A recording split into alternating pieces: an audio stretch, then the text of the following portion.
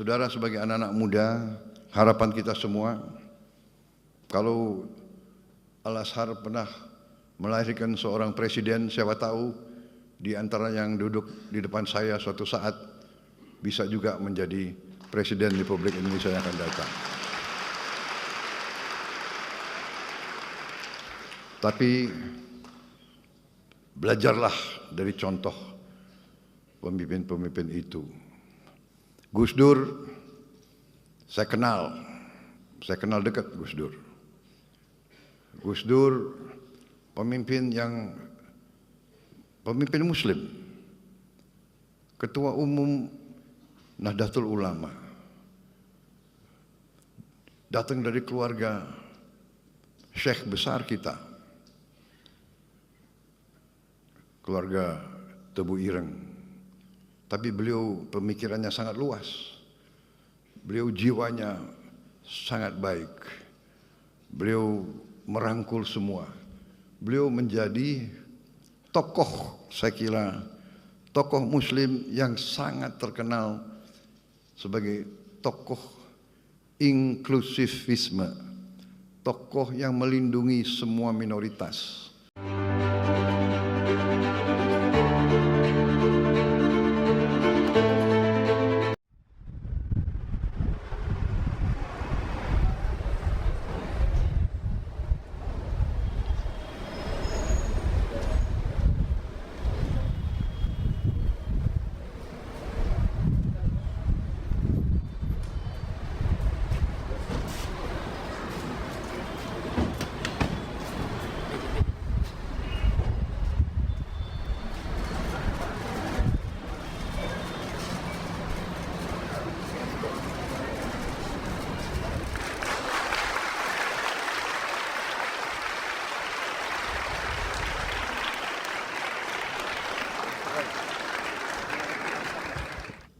Bismillahirrahmanirrahim. Assalamualaikum warahmatullahi wabarakatuh.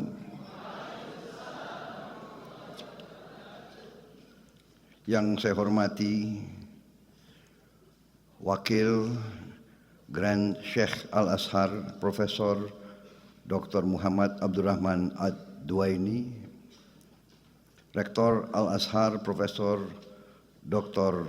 Salamah Daud, serta seluruh pengajar, seluruh sivitas akademika dari Al-Azhar yang hadir,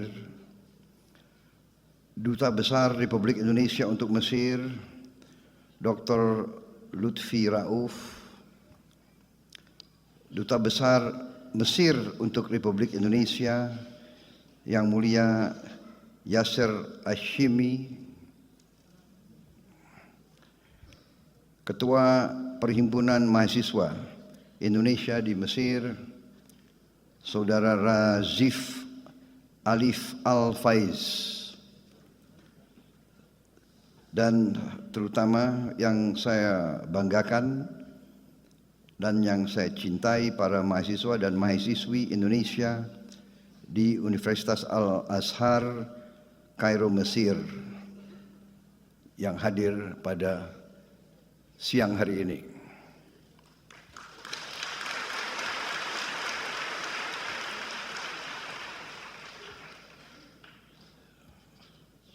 Saudara sekalian,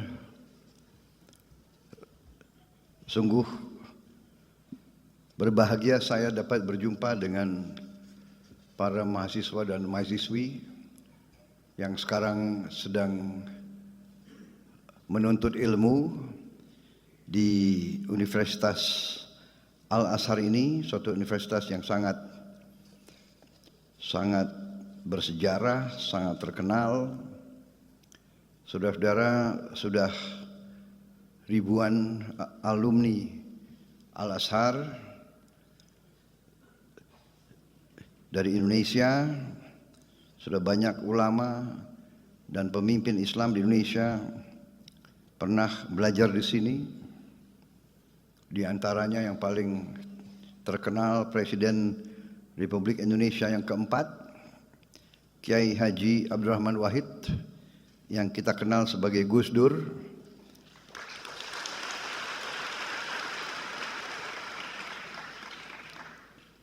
Menteri Agama Republik Indonesia pada Kabinet Pembangunan ke-7, Profesor Dr.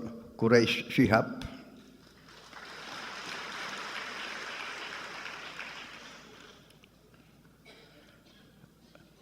tokoh besar Nahdlatul Ulama yang pernah juga menjadi Rois Am, Kiai Haji Ahmad Mustofa Bisri, Gusmus, dan Menteri Luar Negeri Republik Indonesia pada tahun 1999 sampai 2001, Profesor Dr. Alwi Shihab. Dan saya kira masih banyak lagi tokoh-tokoh dan pemimpin-pemimpin kita, pemimpin Indonesia dari berbagai kalangan, dari berbagai organisasi yang adalah lulusan Al-Azhar. Saya hadir di Mesir ini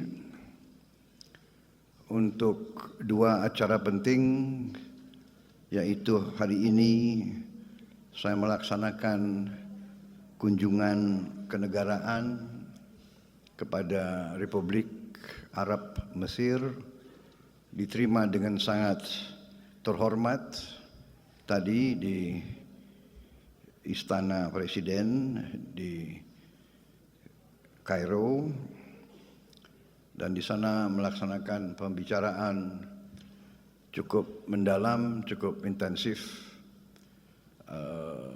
Saya dengan Presiden Al-Sisi, kemudian dengan menteri-menteri beliau dan delegasi saya. Kita telah menyepakati beberapa hal-hal penting yang intinya adalah kita ingin meningkatkan dan mempererat hubungan antara Indonesia dan Mesir yang pernah sangat dekat dulu, karena Mesir memiliki tempat yang khusus di hati kita, tempat bersejarah, yaitu Mesir merupakan negara yang pertama mengakui kemerdekaan Republik Indonesia.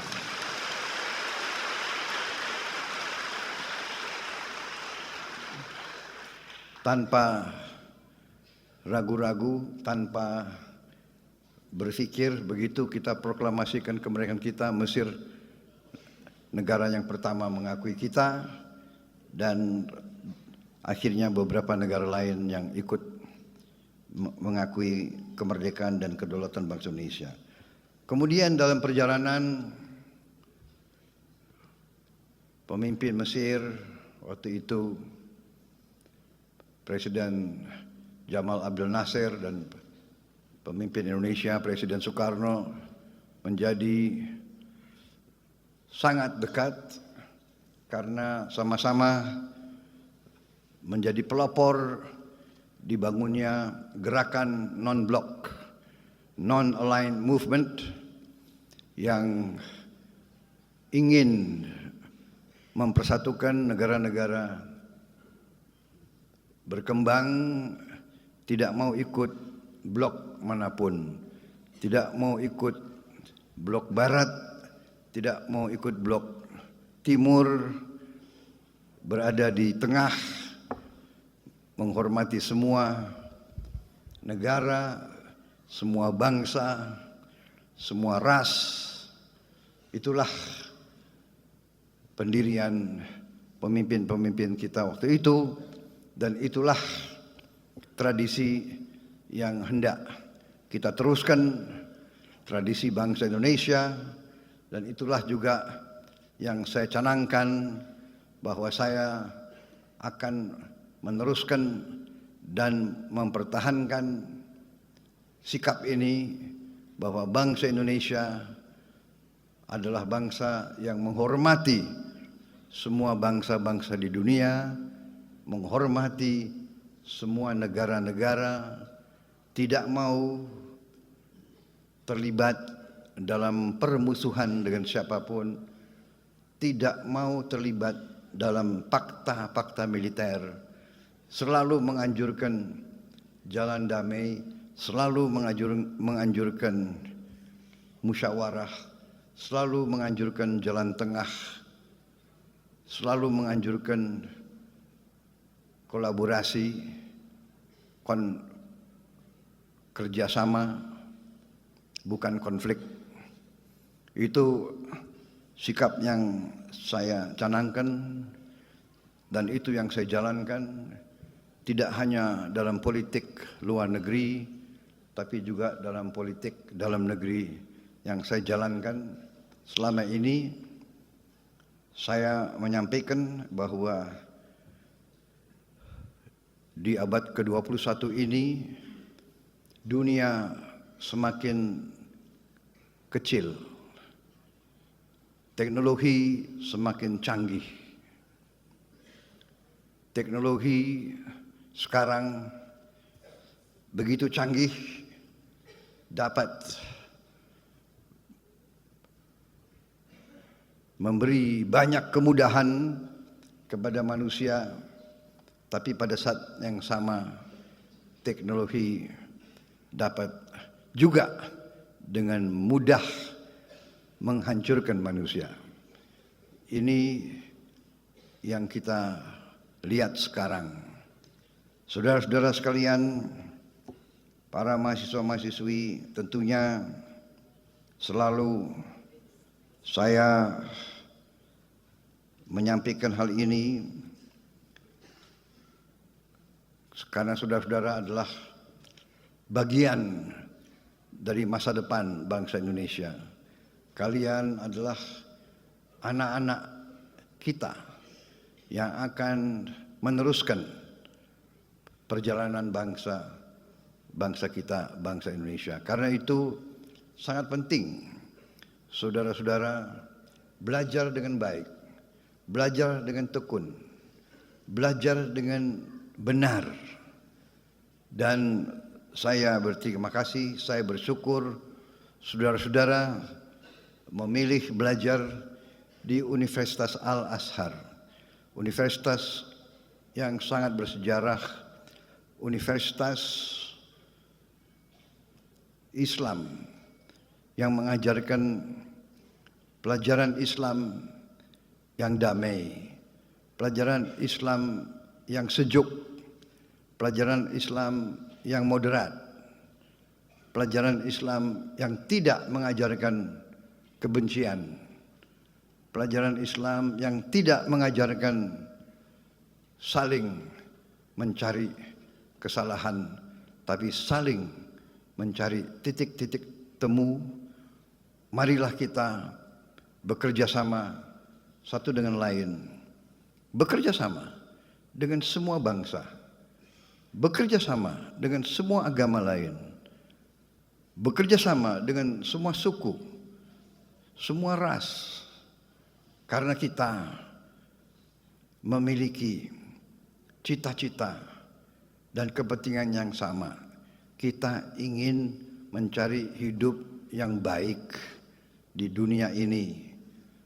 Hidup yang baik di dunia ini artinya hidup yang lepas dari ketakutan, lepas dari ancaman. Kita harus menjaga kondisi keadaan perdamaian, karena yang paling utama kita harus menjaga keamanan dan keselamatan seluruh umat. Keselamatan kita sendiri, keselamatan keluarga kita, keselamatan masyarakat kita. Hanya dengan itu kita bisa meraih apa yang menjadi cita-cita setiap manusia, yaitu hidup dengan aman, hidup dengan baik, hidup menjalankan kebaikan menurut ajaran agama kita masing-masing. Ini sangat penting, saudara-saudara. Saudara sebagai anak-anak muda, harapan kita semua, kalau Al-Azhar pernah melahirkan seorang presiden, siapa tahu di antara yang duduk di depan saya suatu saat bisa juga menjadi Presiden Republik Indonesia yang akan datang. Tapi belajarlah dari contoh pemimpin-pemimpin itu. Gus Dur, saya kenal dekat Gus Dur. Gus Dur pemimpin Muslim, Ketua Umum Nahdlatul Ulama, datang dari keluarga syekh besar kita, keluarga Tebu Ireng. Tapi beliau pemikirannya sangat luas, beliau jiwanya sangat baik, beliau merangkul semua. Beliau menjadi tokoh, saya kira tokoh Muslim yang sangat terkenal sebagai tokoh inklusivisme, tokoh yang melindungi semua minoritas. Beliau pemimpin Muslim yang sangat dicintai oleh minoritas-minoritas lain. Saya ingat salah satu langkah-langkah beliau waktu ada ancaman terorisme, ada gereja-gereja yang mau dibom. Beliau memerintahkan anak buah beliau dari Ansor, dari Banser untuk menjaga semua gereja, menjaga semua vihara, menjaga semua pura, menjaga semua kuil. Ini sesuatu yang membesarkan hati, ini yang membanggakan kita. Mungkin jarang di dunia ada pemuda-pemudi Muslim pada saat hari Natal, pada saat tahun baru, pada hari-hari besar minoritas berdiri di depan tempat ibadahnya agama lain, menjaga supaya umat agama lain beribadah dengan tenang di tempatnya mereka Muslim, pemuda Muslim yang menjaga di luar. Ini leadershipnya Gus Dur. Ini contoh yang luar biasa, dan itu pun pernah saya tiru. Sewaktu memang Gus Dur sudah tidak ada, saya memimpin partai saya. Waktu itu ada lagi ancaman-ancaman bom kepada gereja. Saya juga perintahkan pemuda-pemuda pengikut saya di Partai Gerindra untuk menjaga di kota masing-masing semua tempat ibadah agama lain. Kita yang jaga, mereka yang beribadah. Ini contoh, dan itulah kenapa Gus Dur ini sangat dihormati. Walaupun beliau menjabatnya sebentar, tapi beliau masih sampai sekarang dihormati, dan beliau akhirnya sekarang diusulkan menjadi pahlawan nasional bangsa Indonesia. Saudara-saudara sekalian, ini saya kira salah satu contoh alumni Al-Azhar yang sempat menjadi pemimpin tingkat nasional di Indonesia, akhirnya menjadi presiden di Indonesia dan memberi kepemimpinan, kenegarawanan, leadership yang patut dicontoh dan dan akhirnya juga dihormati oleh bangsa-bangsa lain. Saya kebetulan kenal beliau baik, dan alhamdulillah leadership yang beliau sampaikan menjadi pelajaran bagi kita sekalian. Saudara-saudara sekalian, selain kunjungan kenegaraan ke Mesir, besok kita akan lakukan pertemuan KTT, konferensi tingkat tinggi antara 8 negara yang disebut D8. D8 ini adalah the developing aid for Economic Cooperation. Didirikan tahun 97 untuk meneruskan kerjasama ekonomi dan pembangunan antara 8 negara berkembang, yaitu Bangladesh, Mesir, Indonesia, Iran, Malaysia, Nigeria, Turki dan Pakistan. Ini kebetulan 8 negara Muslim yang jumlah penduduknya besar. Jumlah penduduknya mungkin semua negara ini jumlah penduduknya di atas 100 juta. Jadi saudara-saudara, D8 ini dibentuk untuk melakukan kerjasama ekonomi.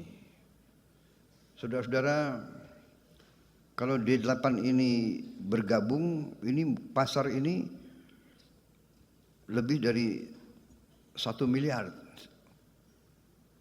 1 miliar manusia. Nah, ini tentunya kita harus mengakui kita belum begitu puas, masih banyak yang harus ditingkatkan, banyak yang harus kita cari bentuk-bentuk kerjasama, dan untuk itulah besok kita akan bertemu lagi, dan besok sesudah itu tahun depan ketua D8 beralih ke Republik Indonesia. Jadi mudah-mudahan kita bisa berbuat yang baik. Saudara-saudara sekalian, kita lihat keadaan dunia, keadaan kawasan saat ini penuh dengan ketegangan, penuh dengan konflik, penuh dengan bisa kita katakan peperangan. Kita prihatin apa yang terjadi di kawasan ini terhadap saudara-saudara kita di Palestina, tapi tidak hanya di Palestina,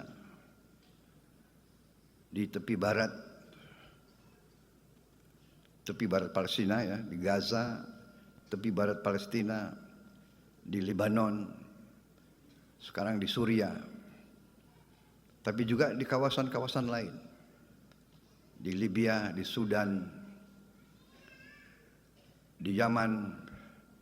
Saudara-saudara, marilah kita selalu waspada bahwa kalau kita tidak rukun dan tidak bersatu, kalau pemimpin-pemimpin kita tidak arif, tidak bijaksana, ujungnya adalah yang terjadi adalah perpecahan. Dan bila pecah, bila tidak ada persatuan dan kesatuan, yang ada adalah kelemahan. Dan kalau lemah, tidak dapat melindungi dan menjaga keselamatan rakyatnya. Saya kira ini pelajaran yang sangat penting bagi kita. Saudara-saudara, para mahasiswa-mahasiswi, belajarlah dengan tekun, belajarlah dengan baik, jadilah wakil-wakil Indonesia dengan baik. Jangan memalukan kita. Belajar dengan baik. Saya bersyukur saya dapat laporan bahwa mahasiswa Indonesia termasuk mahasiswa asing yang paling sedikit bikin masalah di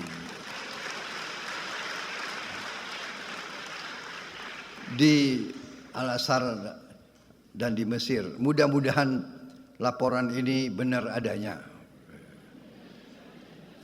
Jangan hanya nggak enak sama Presiden Republik Indonesia disampaikan laporan-laporan yang bagus.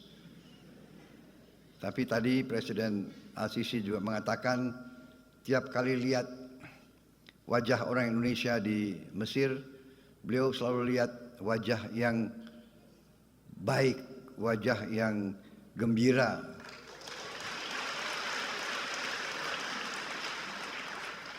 Mudah-mudahan itu pun benar adanya. Tapi kalau saya lihat wajah kalian ini ya kayaknya benar juga itu ya. Jadi terima kasih. Terima kasih saudara-saudara, yang saya bisa sampaikan bahwa bangsa kita sekarang ini ingin mempercepat pembangunan ekonomi. Kita bersyukur kehadirat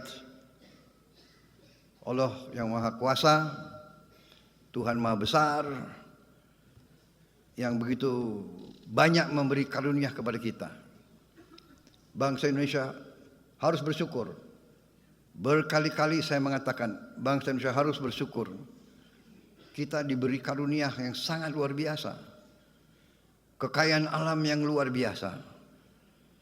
Saya sudah diberi angka-angka tersebut. Kita memiliki tambang-tambang strategis, mineral-mineral kritis, tanaman-tanaman yang sangat banyak ragamnya.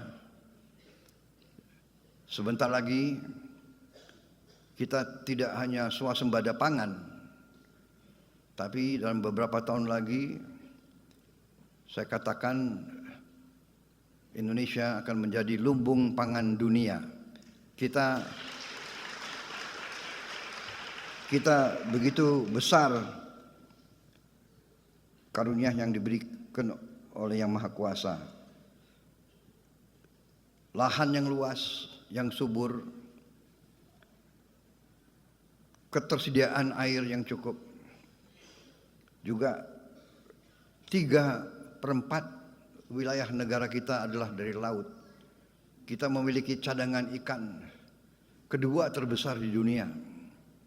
Kita memiliki panjang pantai ketiga terpanjang di dunia.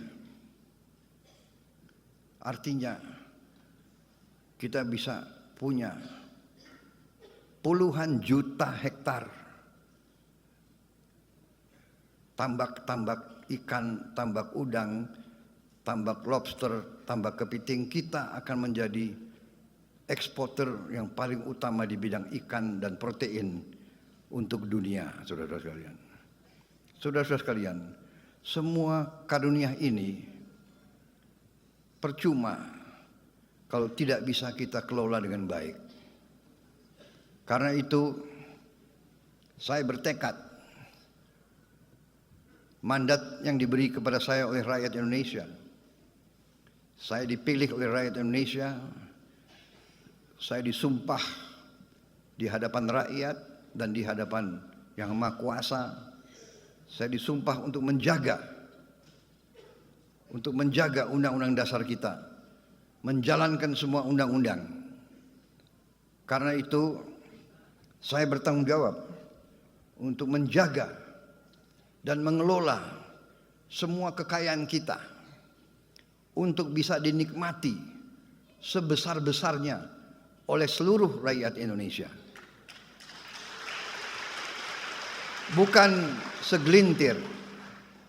Saudara-saudara sekalian, kita bangga GDP kita, produk domestik bruto kita tumbuh dengan pesat. Tumbuh dengan pesat di tengah ketidakpastian dunia.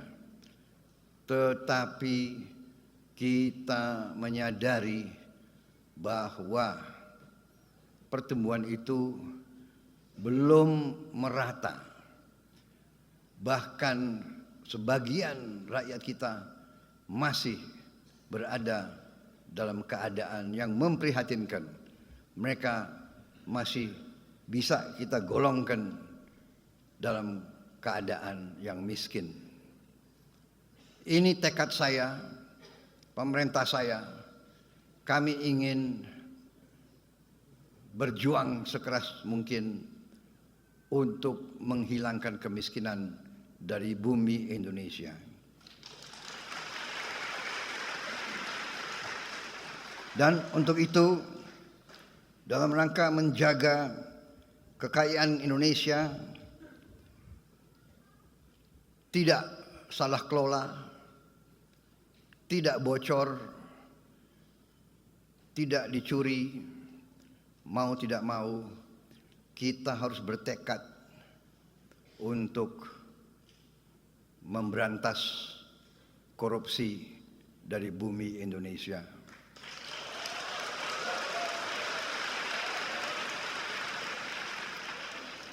Memang banyak yang mengejek Prabowo Subianto. Saya memang sudah biasa diejek. Dari dulu saya diejek. Dari dulu saya difitnah. Sekarang pun mereka tidak percaya. Apa iya kemiskinan bisa dikurangi? Ya kan?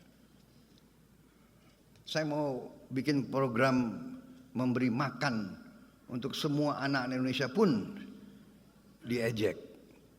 Pun ada yang tidak setuju. Sampai sekarang ada profesor-profesor yang pinter-pinter kok nggak setuju. Heran saya. Profesor pinter atau bodoh, saya nggak tahu itu.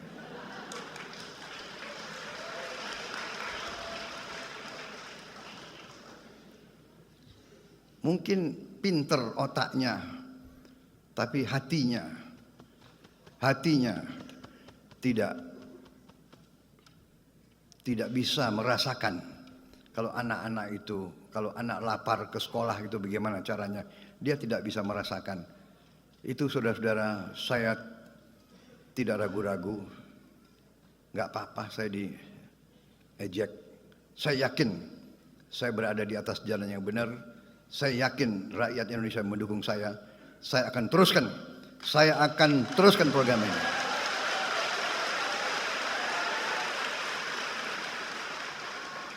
Dan mereka yang masih meragukan, 2 bulan saya memimpin, masih mereka bertanya-tanya. Saya sampaikan, sabar sedikit, saya baru menjabat 2 bulan. 2 bulan, ya kan? Anda sudah hitung berapa koruptor yang sudah ditangkap?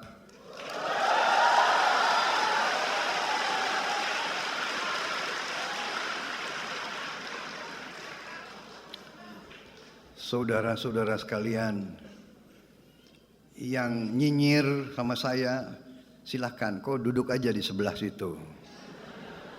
Ya. Ini belum apa-apa. Ini belum apa-apa. Nanti 6 bulan lagi, baru saudara boleh nilai pemerintah Prabowo Subianto.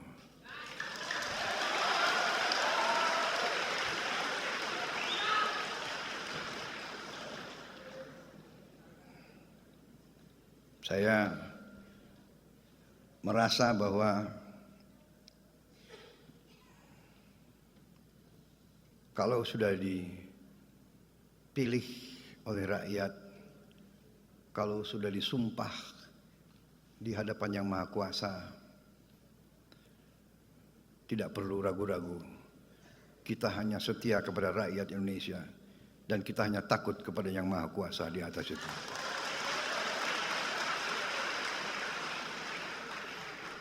Saya dalam minggu-minggu ini, bulan-bulan ini, saya dalam rangka memberi, apa istilahnya itu? Memberi memberi kesempatan untuk tobat. Hai para koruptor atau yang merasa pernah mencuri dari rakyat, kalau kau kembalikan yang kau curi, ya mungkin kita maafkan. Tapi kembalikan dong. Nanti kita beri kesempatan. Cara mengembalikannya bisa diam-diam supaya nggak ketahuan. Mengembalikan loh ya. Tapi kembalikan. Kemudian, hai kalian-kalian yang sudah terima fasilitas dari bangsa negara, bayarlah kewajibanmu. Ya. Asal kau bayar kewajibanmu, taat kepada hukum, sudah kita menghadap masa depan. Kita tidak ungkit-ungkit yang dulu. Tapi kalau kau bandel terus, apa boleh buat? Kita akan menegakkan hukum. Dan bagi aparat-aparat harus milih setia kepada bangsa, negara dan rakyat atau setia kepada pihak lain. Kalau setia kepada bangsa, negara dan rakyat, ayo. Kalau tidak, percayalah, saya akan bersihkan aparat Republik Indonesia.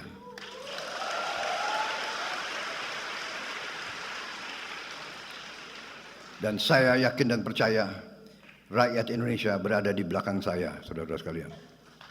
Saya kira itu yang saya ingin sampaikan.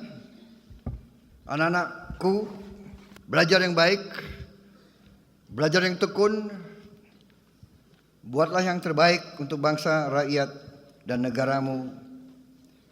Raih ilmu untuk bangsa, berbuat baik untuk rakyat. Itu pesan saya. Terima kasih atas kesempatan ini. Saya bisa tatap muka dengan saudara-saudara. Saya bisa bicara langsung kepada kalian. Tidak gampang sekolah di negara orang, jauh dari keluarga. Saya percaya saudara tabah, teguh, dan teguh, tegar menghadapi kesulitan-kesulitan. Selamat belajar, selamat berjuang, Duta Besar, atase pendidikan. Pantaulah keadaan anak-anak kita yang punya kesulitan, ya. Saudara-saudara, nanti saya akan minta laporan dari Duta Besar, ya, kondisi mereka dan bagaimana kita bisa lebih membantu mereka di sini. Terima kasih. Wassalamualaikum warahmatullahi wabarakatuh. Terima kasih. Selamat belajar. Sampai jumpa kembali. Terima